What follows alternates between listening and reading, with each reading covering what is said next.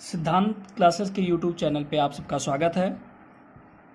इस चैनल पर कक्षा 10 और 12 की फिजिक्स की और मैथ की तैयारी कराई जा रही है, जिसमें से कि 12th में हमारा लक्ष्य है 95 प्लस नंबर लाना फिजिक्स में। ठीक है, तो जैसा कि आप सबको पता है कि एनसीईआरटी की बुक के अनुसार चैप्टर 1 हमारा पूरी तरह से थ्योरी खत्म हो चुका है, जिसका लिंक आपको डिस्क्रिप्शन में मिल जाएगा। वहां से आप जाकर के पूरा वीडियोज पूरा देख सकते हैं। चैप्टर 1 हमारा खत्म हो चुका है, जिसके बाद हम न्यूमेरिकल्स पढ़ाना हमने चालू किया है, जिसमें हम एक लेक्चर हमारा न्यूमेरिकल का भी हो चुका है। ये हमारा दूसरा लेक्चर है। ठीक है, तो देखते हैं ये क्वेश्चन हमारा कैसे सॉल्व होगा। हमने आपसे वादा किया है कि आप लोग न्यूमेरिकल खुद से लगा सकते हैं। कैसे लगाएंगे, उसके लिए एक क्लास में अगर हम बैठ करके आपको चर्चा करें पूरा न्यूमेरिकल्स की न्यूमेरिकल्स कैसे लगाया जाता है, तो मेरे समझ से वो काफ़ी नहीं है। आपको धीरे धीरे सीखना पड़ेगा, जो कि हर क्वेश्चंस को करते जाएंगे उसी के साथ में हम आपको बताते रहेंगे न्यूमेरिकल्स कैसे हल किया जाता है। ठीक है, तो चलिए क्वेश्चंस पे चलते हैं। हमने सबसे बेसिक स्टेप आपको न्यूमेरिकल सॉल्व करने का बताया है कि सबसे पहले आप क्वेश्चन को समझिए, क्वेश्चन क्या कह रहा है। और क्वेश्चन को समझने के लिए आपको हिंदी आनी चाहिए, यानी क्वेश्चन को आराम से पढ़ना। आपको जैसे आप कहानी पढ़ते हैं तो कहानी का आपको मतलब निकल कर आता है कि कहानी का क्या मतलब है। जैसे कहा जाता है कि राजा है, वो अपने नगर में भ्रमण के लिए जाता है, तो आपको समझ में आता है भ्रमण मतलब क्या, वो घूमने जाता है। तो ये अगर कुछ यहाँ पर लिखा गया तो इसका मतलब आपको समझ में आना चाहिए। अगर नहीं आता है तो आपको मैं सजेस्ट करना चाहूँगा, आपकी हिंदी की कहानियों की किताब को खूब पढ़ें। जब खूब पढ़ेंगे तो आपको जरूर समझ में आने लगेगा ये सब चीज़ें। ठीक है, तो चलिए क्वेश्चन करते हैं। देखिए फिजिक्स के क्वेश्चन में कोई प्रॉब्लम नहीं होती है अगर आप कुछ चीज़ों को समझते हैं तो। जैसे हम पढ़ते हैं, दो बिंदु आवेश QA तथा QB, आपको तुरंत समझ में आ गया। दो बिंदु आवेश यानी आवेश दो हैं और QA का मान दिया है कितना, 3 माइक्रो कूलम। आपको पता होगा कि अगर माइक्रो को हटाते तो 10 की घाते कितना आता, -6 आता है। ये याद करना आपको, माइक्रो को हटाएंगे तो 10 घाते क्या आएगा, -6 आएगा। फिर QB इक्वल टू कितना दिया, -3 माइक्रो कूलम, यानी ये दिया है -3 गुणे कितना, 10 के घाते -6 कूलम। ठीक है, अब लिखा हो निर्वात में एक दूसरे से 20 सेंटीमीटर की दूरी पर स्थित है, यानी दोनों के बीच की दूरी कितनी है। अगर ये हमारा इतना 3 है, यहाँ पर -3 है, उनके बीच की दूरी 20 सेंटीमीटर है। तो अगर उनके बीच की दूरी को हम r मान लेते हैं तो r इक्वल टू कितना हो गया, r इक्वल टू हमारे पास दिया हुआ है 20 सेंटीमीटर। सेंटीमीटर को मीटर बदलने के लिए आपको बताया गया होगा -2 का गुणा करते हैं। सेंटीमीटर को मीटर में बदलने के लिए -2 का गुणा करते हैं। देखिए अगर एक क्लास हम अलग से एक लेक्चर बना दें मात्रकों को बदलने के लिए तो बनाया जा सकता है, आपको समझ में भी आएगा बहुत ही आसानी से। ट्रिक हमने आपसे वादा भी किया बनाएंगे, लेकिन आप लोग जैसा इसमें रिस्पांस देते हैं, आपको समझ में आ रहा, कमेंट करके बताइए और शेयर कीजिए अपने दोस्तों में, तो फिर उसका भी एक वीडियो बना दिया जाएगा जिससे आपको मात्रकों को बदलने में प्रॉब्लम नहीं होगी। ठीक है, R दिया हुआ। अब पहला पार्ट ये कह रहा दोनों आवेशों को मिलाने वाली रेखा की AB। ठीक है, तो इसका मतलब यहाँ पर A है, यहाँ पर B मान लेते हैं।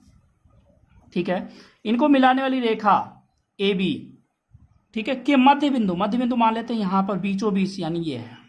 ठीक है, पर विद्युत क्षेत्र कितना है, यानी O पर हमें विद्युत क्षेत्र ज्ञात करना है। ठीक है, O पर विद्युत क्षेत्र कैसे ज्ञात होगा। अच्छा, टोटल दूरी 20 सेंटीमीटर थी, तो ये कितना हो जाएगा, 10 सेंटीमीटर। ये कितना हो जाएगा, 10 सेंटीमीटर हो जाएगा। आप लोगों ने पढ़ा है कि किसी भी एक आवेश के कारण किसी दूसरे बिंदु पर विद्युत क्षेत्र की तीव्रता कितनी होती है, हम लोगों ने पढ़ा कि नहीं पढ़ा। तो यहां पर आवेश है, हम कहेंगे QA के कारण O पर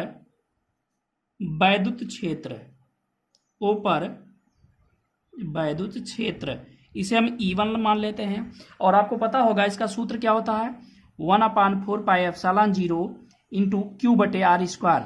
आपको पता होगा ये सूत्र, मैं यहाँ पर लिख दे रहा हूँ, 1/4πε0 इंटू Q/r² होता। जब कोई एक आवेश होता, उस आवेश के कारण किसी बिंदु पर विद्युत क्षेत्र की तीव्रता ज्ञात करनी होती, तब ये सूत्र लगाते हैं।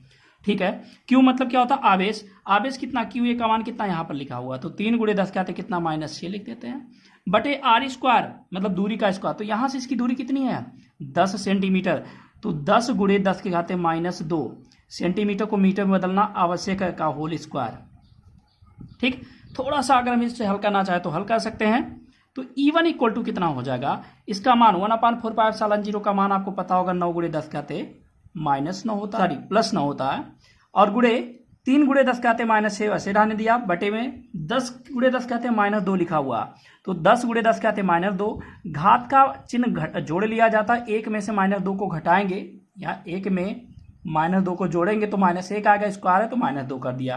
ठीक है, आगे हल करते हैं। तो 9 × 27 हो गया, 10 के घात कितना बचेगा, देखिए यहाँ पर है 9 में से 6 गया, कितना 6 घटाएंगे तो 3 बचे, सॉरी कितना बचेगा 3 बचेगा, और ये -2 ऊपर जाएगा तो +2, 3 2 5 हो जाएगा। ये E1 का मान हो गया। क्लियर। चलिए एक बात और कर लेते हैं, यहाँ पर पॉजिटिव था, यहाँ पर निगेटिव था। यहाँ पर जिस बिंदु पर ज्ञात करना होता है यहाँ पर पॉजिटिव मानते हैं, तो पॉजिटिव की कार्य यहाँ पर वैद्युत क्षेत्र की तीव्रता की दिशा किधर होगी, ये प्रतिकर्षित करेगा, यानी E1 की दिशा ये हो जाएगा, क्योंकि आपको पता है एक धनावेश दूसरे धनावेश को क्या करता है, प्रतिकर्षित करता है। क्लियर है। तो ये हमने निकाल लिया Q1 की QA के कारण O पर वैद्युत क्षेत्र की तीव्रता। ठीक है, अब निकालते हैं QB के कारण O पर वैद्युत क्षेत्र। आपको पता होगा अध्यारोपण का सिद्धांत पढ़ाया गया था, जिसमें बताया गया था अगर कई आवेशों के कार्य ज्ञात करना होता है तो अलग अलग सिंगल आवेश के कार्य ज्ञात करते, तो वही तरीका यहाँ पर फॉलो किया जा रहा है। E2 इक्वल टू कितना हो जाएगा, एक बात ध्यान से सुनिएगा आप लोग, QA का मान और QB का मान दोनों बराबर है, परिमाण में बराबर है, माइनस की भी बात छोड़ दिए। ये दूरी 10 सेंटीमीटर है, ये दूरी कितनी है, ये भी 10 सेंटीमीटर है। तो इसका मतलब है कि इसे हल करने की पूरी तरह से आवश्यकता नहीं है E2 को, क्योंकि मान हमारा उतना ही आएगा। और E1 और E2 वैद्युत क्षेत्र की तीव्रता एक सदिश राशि है, तो इसका यहाँ पर हम माइनस चिन्ह का प्रयोग करके नहीं लिखेंगे। ठीक है, तो इसका मान कितना आएगा, 27 × 10 5 आएगा, पक्का हो उतना ही आएगा। आप पूरी तरह से फिर से ये हल कर सकते हैं, इसी प्रकार से सेम यही मान हमारा आएगा। ठीक है, E2 की दिशा किधर होगी, चलिए देखते हैं। इसके कारण यहाँ पर ज्ञात करना चाहते हैं, यहाँ पर क्या है माइनस है, यहाँ पर क्या है प्लस है, तो माइनस वाला प्लस वाले को क्या करेगा, आकर्षित करेगा, यानी E2 की दिशा भी इधर ही हो जाएगी। E2 की दिशा भी सेम वही हो जाएगी जैसा कि आप लोग पहले ही लेक्चर में आप लोगों ने पढ़ा था। हम कहेंगे इसलिए बिंदु O पर कुल वैद्युत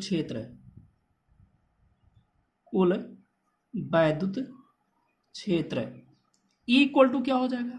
आपको पता है कि अगर एक ही बिंदु पर दो वैद्युत क्षेत्र की तीव्रता होती है, मतलब दो वेक्टर होते हैं और वो एक ही दिशा में होते तो क्या करते हैं, उन्हें जोड़ लेते हैं। विपरीत दिशा में होते तो क्या करते हैं, घटा लेते हैं। तो यहाँ पर एक ही दिशा में E1 E2 दिख रहा तो जोड़ लो, E1 प्लस E2।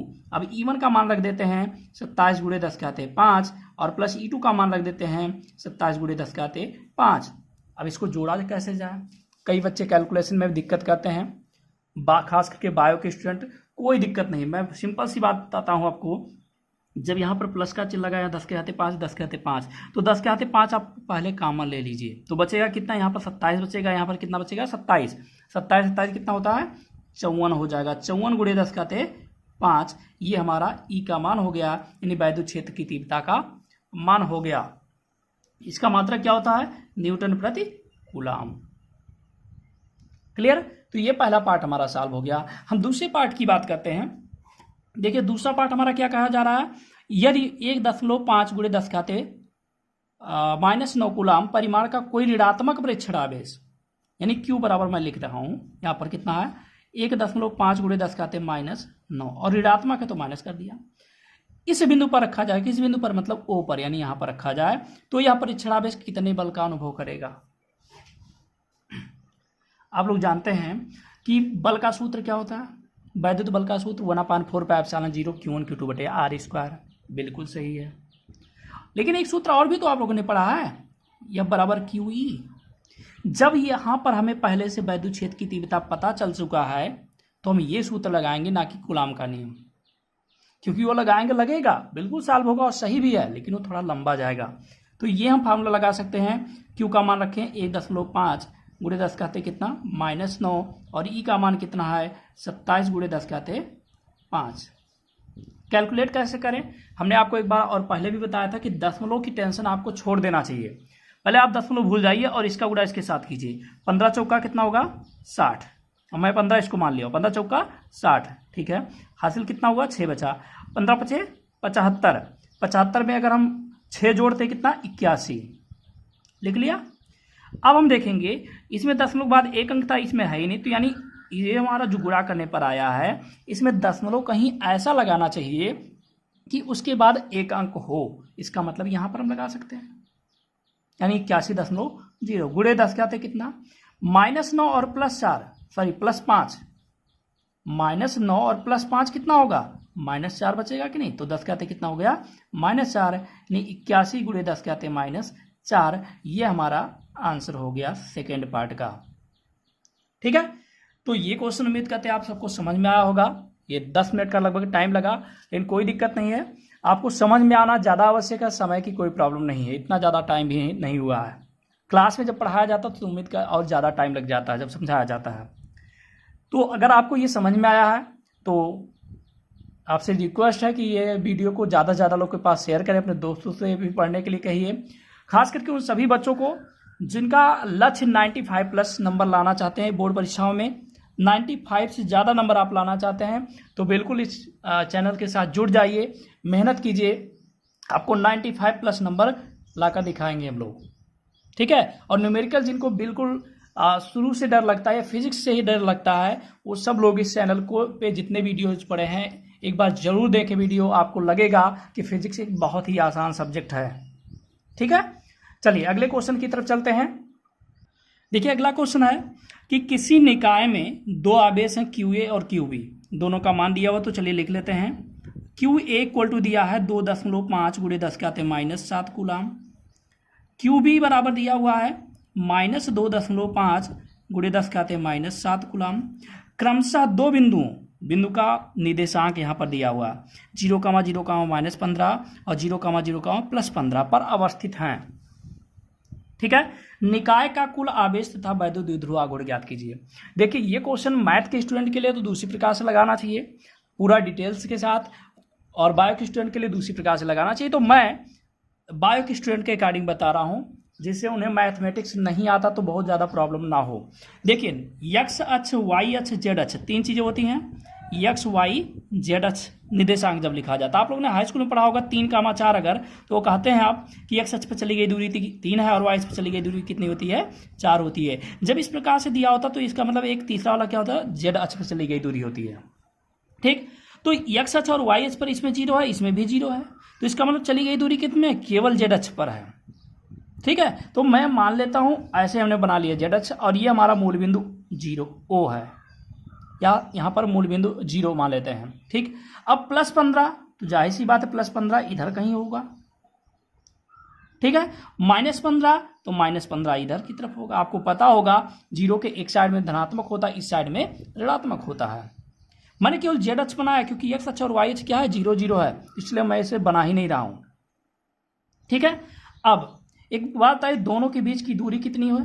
अगर इन दोनों के बीच की दूरी की बात करें, एक बात और समझ लीजिए, QA और QB दोनों का मान क्या है, बराबर है।